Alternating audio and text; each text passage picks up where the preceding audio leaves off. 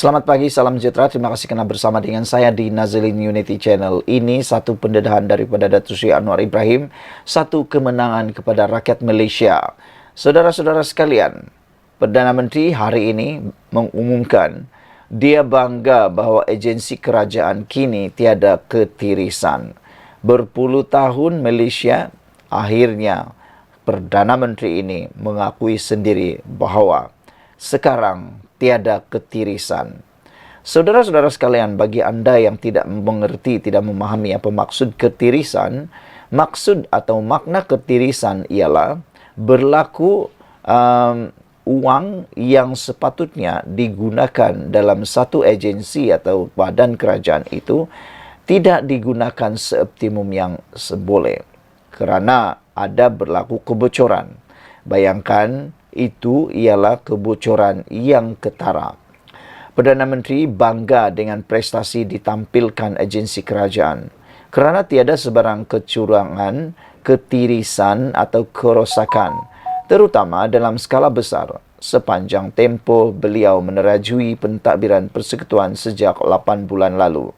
Ini satu berita yang memang menggembirakan kita semua kerana uang yang tiris dulu itu dalam bentuk rasuah, komisen atau sebagainya, kini dapat dinikmati sepenuhnya oleh negara, bahkan khususnya oleh rakyat.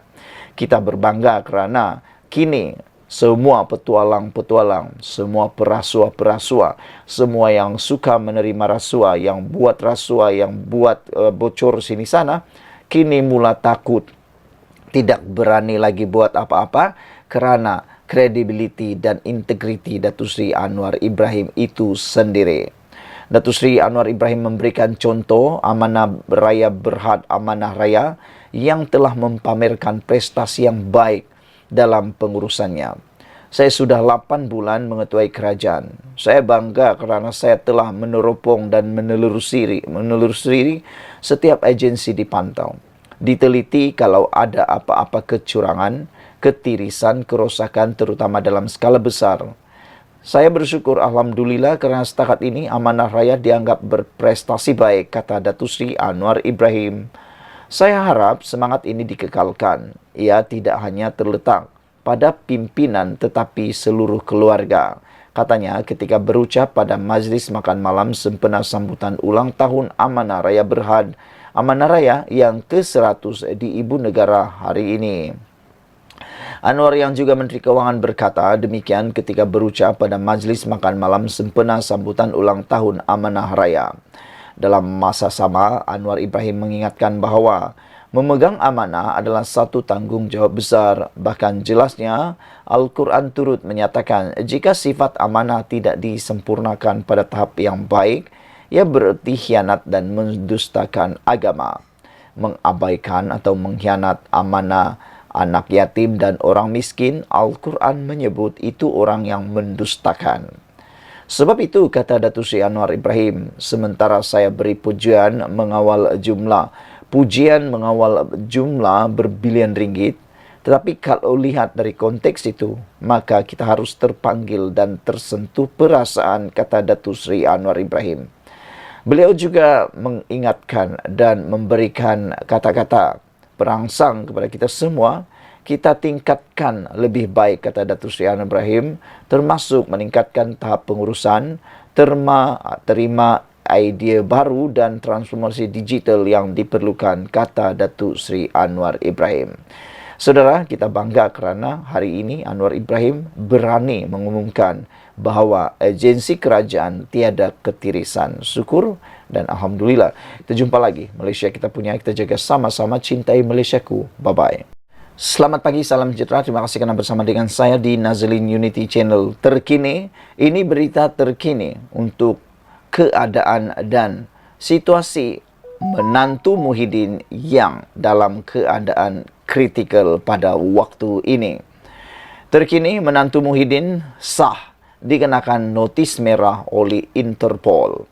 Saudara-saudara sekalian, menantu Muhyiddin Yassin dan seorang peguam telah diletakkan dalam senarai notis merah Polis Antarabangsa Interpol kerana dikehendaki SPRM menurut utusan Malaysia, perkara itu disahkan oleh Ketua Polis Negara Razarudin Hussein. Semalam di dalam artikel yang ditulis oleh sabudinhusin.com, kita telah membaca bahawa satu persoalan besar ditimbulkan untuk Muhyiddin Yassin.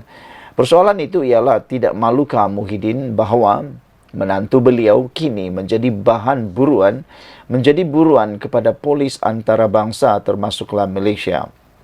Selain daripada itu, yang dipersoalkan juga ialah bagaimana Muhyiddin Yassin boleh menjadi Perdana Menteri sekali lagi, bagaimana Muhyiddin Yassin mahu diangkat menjadi Perdana Menteri sekali lagi, walhal menantu beliau turut kini menjadi buruan.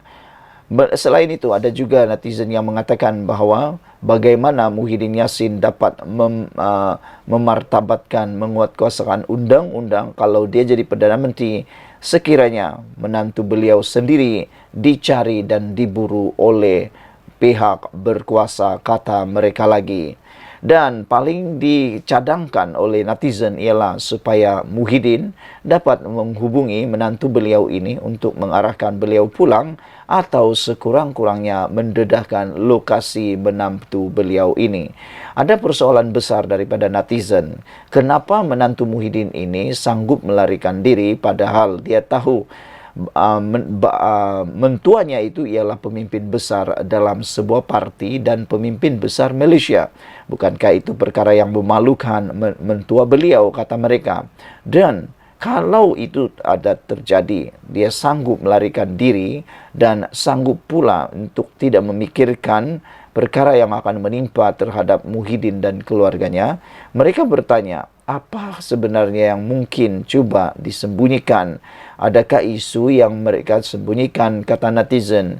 Mereka mula menggunakan pepatah, iaitu berani kerana benar, takut kerana salah, kata mereka. Jadi, adakah beliau melarikan diri ini kerana takut sesuatu, kata mereka, walaupun menantu Muhyiddin telah pun mengeluarkan kenyataan bahawa beliau bukan melarikan diri tetapi menunggu untuk masa pulang ke Malaysia. Peguam yang turut disenaraikan dalam Interpol ini, senarai merah Interpol juga, mengatakan bahawa beliau sebenarnya teraniaya. Mereka akan balik kalau mereka tidak teraniaya, kata mereka lagi. Menjadi persoalan daripada netizen ialah apakah kalau Muhyiddin menjadi Perdana Menteri dan Perikatan Nasional menjadi kerajaan sekali lagi, dua buruan Interpol merah ini akan kembali semula ke Malaysia? Itu persoalan daripada netizen. Jadi saudara-saudara sekalian, ini yang terkini, menantu Muhyiddin kini dikenakan notis merah Interpol. Adakah Muhyiddin akan bertindak balas dengan mengarahkan menantu beliau ini pulang ke Malaysia atau memberitahu lokasi anak menantu beliau ini? Adakah Muhyiddin akan berani melakukan itu? Seperti yang dinyatakan oleh Sabudin, tak malukah Muhyiddin untuk menantu beliau dijadikan buruan ini, dan bagaimana Muhyiddin mau jadi Perdana Menteri sekali lagi, kata mereka. Saudara-saudara sekalian, Ketua Polis Negara kita telah pun mengesahkan bahawa kedua-dua mereka ini telah diberikan tindakan notis merah dan kini menjadi buruan. Dua individu yang dimaksudkan ialah Muhammad Adlan Berhan dan juga Mansur Saad, peguam dan tokoh penting dalam NERS. SPRI mendakwa kedua-dua mereka ini dikehendaki berhubung projek yang melibatkan pendaftaran dan penyimpanan maklumat biometrik untuk pekerja asing. Kedua-duanya melarikan diri dari negara ini pada bulan Mei. Utusan Malaysia memetik sumber tanpa nama yang mendakwa Muhammad Adlan meninggalkan negara ini melalui sempadan Johor Bahru. Dia dipercaya berlepas ke negara ketiga, kata sumber itu. Muhammad Adlan melalui peguamnya mengeluarkan kenyataan yang mendakwa dia menjadi sasaran secara tidak sah dan menyebabkannya menderita dan berada di ambang kehancuran dari segi keuangan. Sekian dulu untuk kali ini. Jangan lupa tinggalkan komen Anda, tekan butang subscribe. Kita jumpa lagi. Bye-bye. Selamat pagi, salam sejahtera. Terima kasih kerana bersama dengan saya di Nazilin Unity Channel. Ini satu lagi pendedahan luar biasa yang pastinya Anda tak pernah tahu.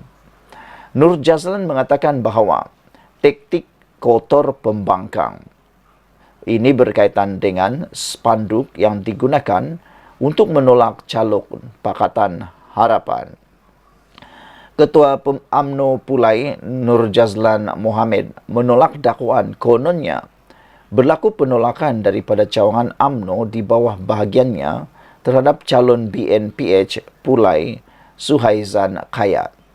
Ini selepas tersebar gambar spanduk yang didakwa muncul di lokasi tidak dikenal pasti di Pulai menjelang hari penamaan calon hari ini menyatakan, kami calon-calon UMNO bahagian Pulai menolak calon Pakatan Harapan. Bagaimanapun Nur Jazlan yang juga timbalan yang di-Pertua Dewan Negara memberitahu, Malaysia kini spanduk itu cuma taktik kotor oleh lawan mereka. Saya anggap perbuatan menaikkan banner dan mengambil gambar untuk diviralkan dalam media sosial itu adalah perbuatan daripada pihak pembangkang, kata beliau lagi. Taktik kotor yang sepatutnya tak digunakan, kata anggota Majlis Tertinggi UMNO itu ketika ditemui Malaysia kini pada majlis di Pulai bersama Presiden UMNO Ahmad Zahid Hamidi, Suhaizan dan Jentera Pilihan Raya BN malam tadi. Kalau betul ada penolakan dari cawangan-cawangan saya, akan ada ketua cawangan yang buat sidang akbar dan sebagainya. Tapi tak ada jelas Nur Jazlan yang juga bekas ahli parlimen Pulai. Jadi saya anggap benda ini sebagai satu perkara palsu dan taktik kotor oleh pembangkang, katanya lagi. Pada pilihan raya kecil ini, Suhaizan dijangka menentang calon PN Zulkifli Jaafar dan sekurang-kurangnya seorang calon bebas di kerusi parlimen itu yang kosong berikutan kematian penyandangnya, pemimpin amanah Allahyarham Salahuddin Ayub. Nur Jazlan pernah bertanding menentang Allahyarham Salahuddin dan Loh Kah Yong daripada PN dalam pertembungan 3 penjuru pada PRU 15 lalu. Susulan kerjasama politik selepas PRU 15 dan dengan PH dan parti lain yang kini dalam kerajaan, BN mengumumkan akan memberi laluan kepada amanah untuk mempertahankan kerusi itu. Sekian dulu untuk kali ini. Jangan lupa tinggalkan komen anda untuk isu kali ini. Saudara-saudara sekalian, pertarungan dalam pilihan raya seringkali menggunakan teknik yang kotor. Tidak dapat dinafikan kerana itu ialah teknik untuk nak menang semata-mata. Tapi apakah itu akan menjadi ikutan? Tak tahulah. Terpulang kepada anda. Sekian dulu untuk kali ini. Jangan lupa tinggalkan komen anda. Bye-bye. Selamat pagi, salam sejahtera. Terima kasih kerana bersama dengan saya di Nazilin Unity Channel. Dalam pilihan raya, pastinya pelbagai senjata, pelbagai kekuatan, pelbagai isu ditimbulkan dan dipamerkan hanya dengan satu niat, yaitu menang, menang dan menang. Tetapi yang menariknya ialah ada beberapa parti maupun gabungan yang sanggup melakukan apa sahaja semata-mata untuk mendapatkan kemenangan. Mereka atau tidak memperdulikan apakah kaedah, apakah cara itu akan menimbulkan kesan jangka panjang atau tidak, tetapi tetap dilakukan demi untuk mendapatkan kemenangan. Ini semua didedahkan oleh Datuk Seri Anwar Ibrahim pada kali ini, pagi ini. Apabila Datuk Seri Anwar Ibrahim menyatakan bahawa kita bertarung dengan fitnah dan hasutan, kata Datuk Seri Anwar Ibrahim, merujuk kepada pilihan raya. Saudara-saudara sekalian, Perdana Menteri Datuk Seri Anwar Ibrahim menyifatkan suasana pilihan raya ketika ini adalah lebih rumit berbanding kebiasaan kerana berlakunya perbuatan menyebarkan kebencian dan prasangka yang berterusan. Pengerusi Pakatan Harapan PH itu berkata, keadaan tersebut menyebabkan Kerajaan Perpaduan terpaksa bertarung dengan ancaman fitnah dan asakan polemik yang boleh mengganggu-gugat hak serta keselamatan orang Melayu. Kita kini bertarung dengan fitnah, kata Datuk Seri Anwar Ibrahim. Pertarungan ini lebih rumit kerana ada hasutan serta mencungkil naluri batin dan bukannya berdasarkan pertimbangan rasional, kata beliau semasa berucap pada sesi perjumpaan bersama Jentera Pilihan Raya Kerajaan Perpaduan di Iskandar Puteri hari ini. Hadir sama Timbalan Perdana Menteri Datuk Seri Ahmad Zahid Hamidi, merangkap pengerusi Barisan Nasional BN, Menteri Besar Johor Datuk On Hafiz Ghazi dan pemimpin tertinggi PHBN Johor serta Jentera Pilihan Raya Kerajaan Perpaduan. Anwar berkata, dalam tempoh 8 bulan mentadbir negara, Kerajaan Perpaduan berjaya mengangkat martabat Malaysia dan menangani pelbagai isu termasuk kemiskinan, tata kelola serta memulihkan kembali ekonomi negara. Beliau juga berkata gabungan atau gandingan PHBN dalam Kerajaan Perpaduan menjadi satu-satunya gabungan yang mampu menyelamatkan Malaysia. Anwar berkata, aspek progresif yang didukung PH digabungkan dengan pengalaman BN dalam mentadbir negara adalah jauh lebih baik jika dibandingkan dengan tempo pemerintahan Perikatan Nasional PN sebelum ini. Dengan pengalaman rekan-rekan BN dan aspek progresif PH, bagi saya gabungan ini adalah satu-satunya wadah dan wahana untuk selamatkan Malaysia ketika ini, kata Anwar Ibrahim pada majlis yang dihadiri lebih 500 jentera parti dalam Kerajaan Perpaduan sempena pilihan raya kecil PRK Pulai dan Dewan Undangan Negeri Simpang Jeram. Pilihan raya itu diadakan susulan kematian penyandangnya, Datuk Seri Salahuddin Ayub yang juga Menteri Perdagangan Dalam Negeri dan kos sara hidup pada 23 Julai lepas. Suruhanjaya Pilihan Raya menetapkan hari ini sebagai hari penamaan calon dan 9 September depan sebagai pengundian bagi kedua-dua kerusi. Sekian dulu untuk kali ini. Jangan lupa tinggalkan komen anda untuk isu dan tajuk panas pada pagi ini. Kita bertarung dengan fitnah dan hasutan, kata Datuk Seri Anwar Ibrahim. Apa pendapat anda sekalian? Tekan butang subscribe, itu percuma. Kita jumpa lagi. Bye-bye. Selamat pagi, salam sejahtera. Terima kasih kerana bersama dengan saya di Nazilin Unity Channel. Ini satu pengakuan daripada Datuk Seri Anwar Ibrahim, Perdana Menteri kita yang kita kasihi, dan ianya pasti mengejutkan dan pembongkaran yang luar biasa yang saya fikir anda akan kongsikan dan anda akan berikan kepada rakan-rakan anda. Tapi sebelum itu, bantu dulu saya untuk mengembangkan channel ini. Tekan butang subscribe, itu percuma. Saudara-saudara sekalian, sukar untuk menyelamatkan Malaysia kerana pembangkang ekstremis main isu agama, kaum tarik sokongan, kata Datuk Seri Anwar Ibrahim. Sebelum kita teruskan, sila rujuk berita ini di BH Online. Tapi sebelum itu, sila tinggalkan juga komen anda tentang pendedahan daripada Datuk Seri Anwar Ibrahim ini. Apa pendapat anda sekalian apabila beliau nyatakan sukar untuk menyelamatkan Malaysia, pembangkang ekstremis main isu agama, kaum untuk tarik sokongan. Kerajaan Perpaduan berdepan cabaran lebih rumit untuk menyelamatkan Malaysia berikutan sikap pembangkang yang ekstremis dengan memainkan isu kaum dan agama bagi menarik sokongan rakyat, kata Datuk Seri Anwar Ibrahim. Beliau berkata hubungan kerjasama Pakatan Harapan dan Barisan Nasional BN menerusi Kerajaan Perpaduan ketika ini adalah kaedah terbaik untuk menyelamatkan Malaysia. Bagaimanapun, menurut Datuk Seri Anwar Ibrahim, kaedah yang digunakan pembangkang di negara ini tidak ubah seperti gerakan fasisme yang banyak berlaku dalam suasana politik negara barat seperti Amerika Syarikat. Walaupun tidak sama sepenuhnya, namun kerajaan berdepan cabaran dan asakan berlandaskan fitnah dan kecaman. Jadi pertarungan ini lebih rumit daripada biasa kerana hasutan mereka membangkitkan emosi, sikap prasangka serta kebencian dan bukannya menggunakan pertimbangan rasional. Perkara ini bukan asing di dunia, khususnya di benua Eropah. Kebangkitan neo-Nazi dan fasisme yang menyebabkan segerombolan kalangan muda membenci kaum minoriti, orang asing dan agama lain. Jadi jawapannya adalah kita perlu menggunakan landasan kebijaksanaan dan pertimbangan waras bagi memahami semangat Malaysia Tulen. Justru dalam aspek progresif Pakatan Harapan PH dan pengalaman pentadbiran Barisan Nasional BN, gabungan ini adalah wadah terbaik untuk menyelamatkan Malaysia sekarang, kata Datuk Seri Anwar Ibrahim. Hadir sama Timbalan Perdana Menteri Datuk Seri Ahmad Zahid Hamidi dan Menteri Besar Datuk On Hafiz Ghazi.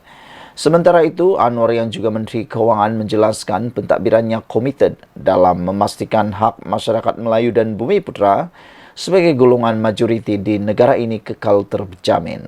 Tiada sesiapa boleh pertikai negara ini dan mereka terima kehadiran Melayu dan Bumi Putra sebagai majoriti. Sebab itu, bahasa, agama dan hak istimewa Melayu dalam kerajaan perpaduan jelas dan tidak akan dimungkiri. Jangan ada kekhawatiran dalam soal itu. Kita terima pakai prinsip dalam perlembagaan dan tidak sama sekali meremehkan, kata Datuk Seri Anwar Ibrahim, apalagi merendahkan atau menghina siapa juga. Malah, kita santuni dan anggap semua kaum dan agama di Malaysia sebagai satu pasukan keluarga untuk selamatkan Malaysia, kata Datuk Seri Anwar Ibrahim. Saudara-saudara sekalian, ini satu pendedahan dan juga pengakuan daripada Datuk Seri Anwar Ibrahim yang memang kita tunggu-tunggu. Sekian dulu untuk kali ini. Jangan lupa tinggalkan komen anda, tekan butang subscribe. Kita jumpa lagi. Bye-bye. Selamat malam, salam sejahtera. Terima kasih kerana bersama dengan saya di Nazilin Unity Channel.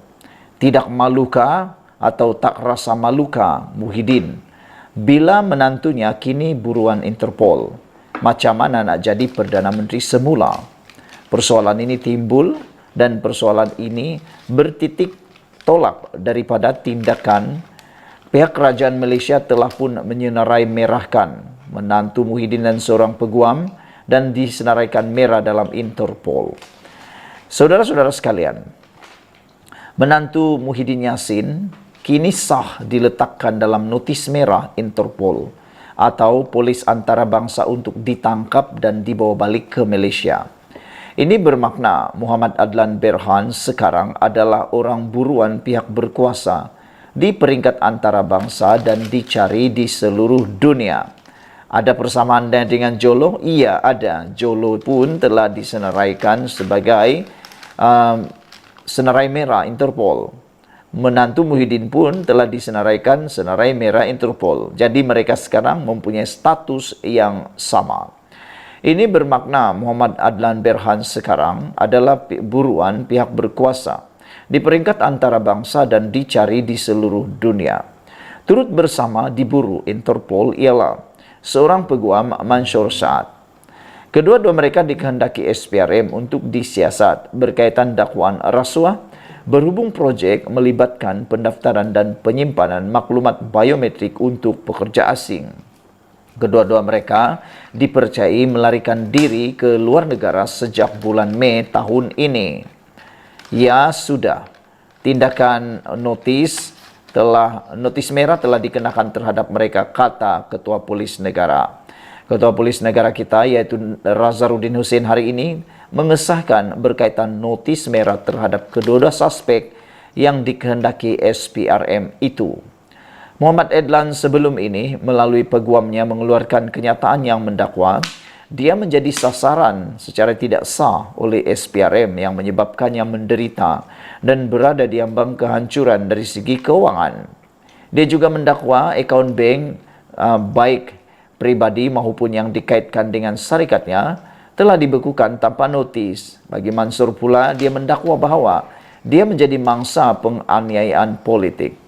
Dengan disenaraikan dalam senarai merah Interpol ini, tidak rasa malukah Muhyiddin dengan apa yang sedang berlaku dan diperbualkan ramai.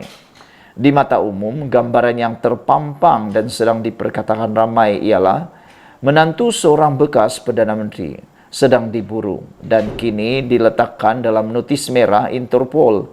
Berikutan enggan menyerah diri. Di mana rasa tanggungjawab Muhyiddin sebagai pemimpin dan bekas Perdana Menteri?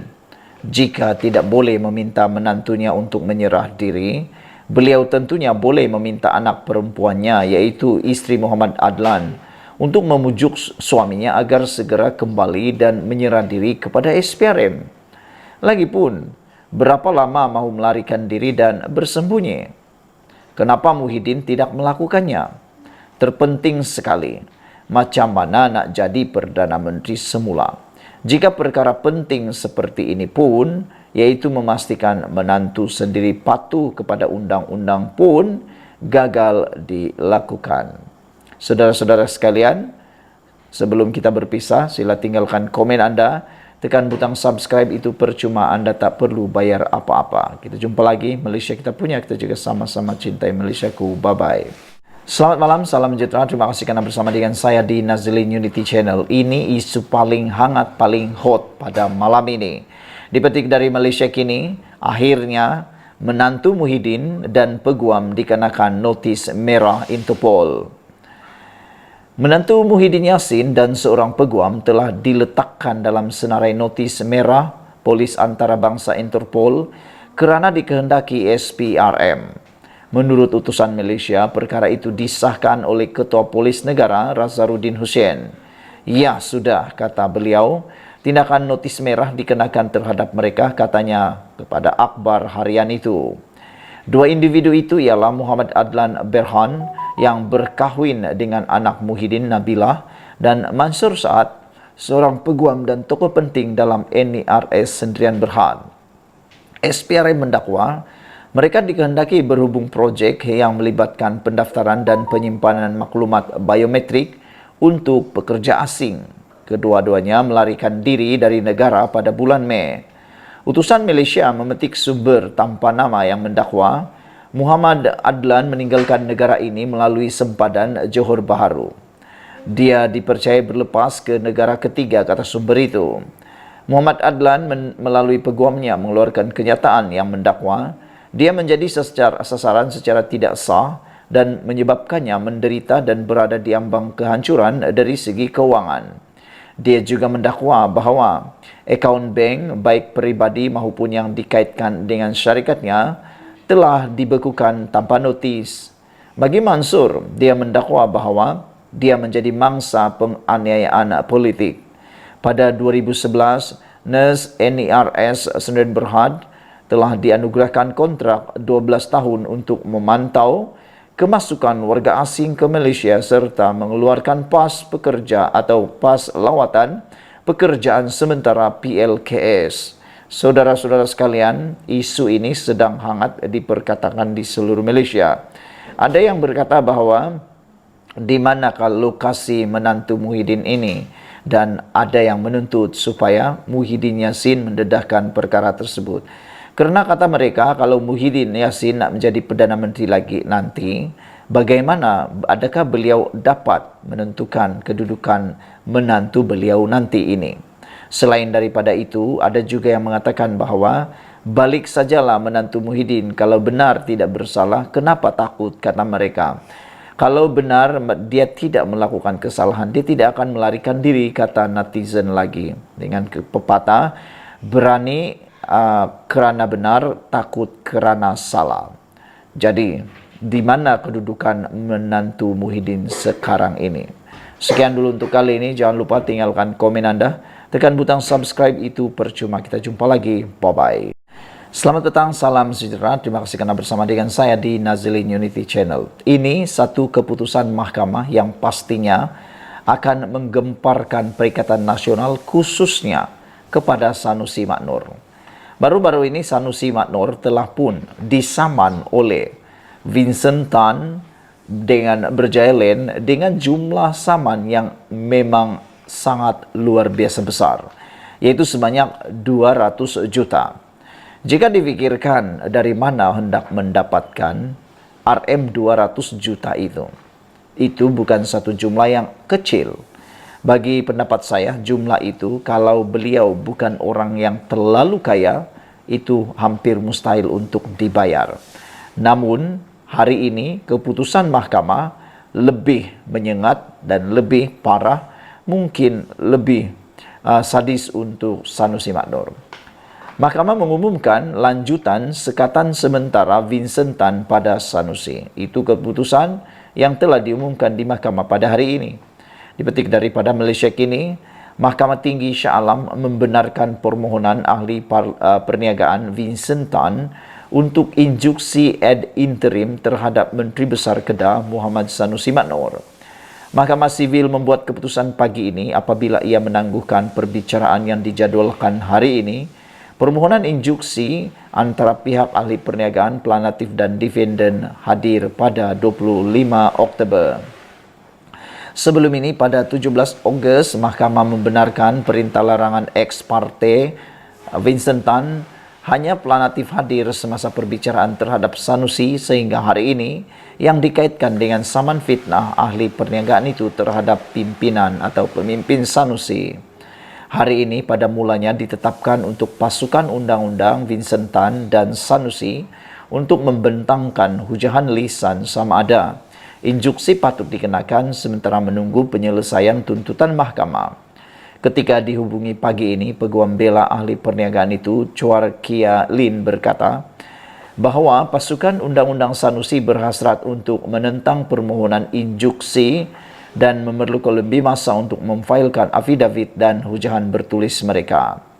Memandangkan kami Planatif tidak mempunyai bantahan terhadap perkara itu, Mahkamah menetapkan tarikh perbicaraan antara bahagian pada 25 Oktober. Dalam pada itu, Mahkamah juga telah memberikan injuksi ad interim sementara menunggu pelupusan penuh injuksi inter parte, kata Chua. Semakan pada senarai kuasa dalam talian Badan Kehakiman menunjukkan bahawa perkara itu ditetapkan untuk penderangan injuksi inter partes pada 25 Oktober di hadapan Pesuruhjaya Kehakiman Chong Yu Choi. Malaysia kini sedang menunggu jawapan daripada Peguam Sanusi berhubung perkara itu. Sebelum ini, Peguam Tan mengeluarkan surat tuntutan maaf pemimpin Perikatan Nasional itu dan pampasan 200 juta ringgit. Ini membabitkan dakwaan Sanusi mengenai ketidakwajaran antara Tan dan Menteri Besar Selangor Amiruddin Syari berhubung projek pembersihan Sungai Klang. Selepas Menteri Besar Kedah itu didakwa enggan mematuhi surat undang-undang Tan, pengasas kumpulan berjaya itu memfailkan saman fitnah itu pada 8 Ogos. Writ saman itu adalah atas ucapan Sanusi semasa kempen pilihan raya negeri Kedah di dataran Darul Aman Jitra pada 2 Ogos yang menyaksikan kehadiran ratusan orang.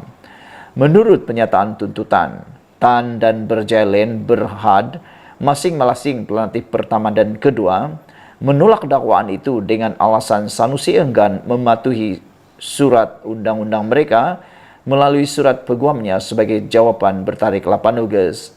Planatif mendakwa bahawa bukan sahaja dakwaan itu tidak berasas dan tidak benar, tetapi juga diucapkan dan disebarkan dengan niat jahat untuk matlamat politik. Tan dan syarikat itu mendakwa Sanusi tidak mengambil langkah munasabah untuk mengesahkan kebenaran dakwaan itu sebelum melafazkannya semasa ucapan. Mendakwa defendant mahu mendapatkan publicity murahan dan sensasi untuk keuntungan peribadi atau pilihan raya. Planatif mendakwa bahawa kenyataan Sanusi menggambarkan mereka sebagai korup dan kroni Amiruddin telah menyebabkan Kerajaan Negeri Selangor menanggung kerugian RM180 juta daripada tanah yang dikatakan diberikan secara percuma dan menipu rakyat Selangor antara lain. Selain pelbagai ganti rugi, Tan dan Berjaya Len memohon injuksi untuk menghalang Sanusi daripada terus mengulangi kenyataan yang didakwa berunsur fitnah itu. Planatif juga menuntut faedah 5% ke atas sebarang jumlah penghakiman yang diberikan, kos dan atau apa-apa relief yang lain difikirkan sesuai oleh mahkamah. Sekian dulu untuk kali ini. Jangan lupa tinggalkan komen anda, tekan butang subscribe itu percuma. Kita jumpa lagi. Bye-bye.